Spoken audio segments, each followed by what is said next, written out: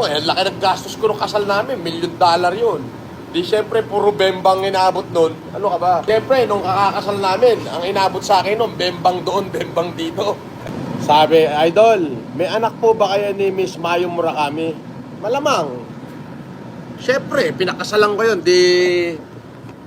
Malamang. Katakot-takot na bembang inabot sa akin nun.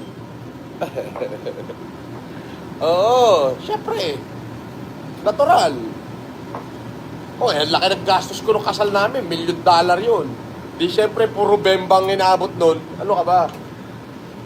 Ikaw naman? May mga tanong mo, tanong na wala sa hulog eh. Natural, may anak kami. Hindi naman ako baog. Magalaw yung sperm ko.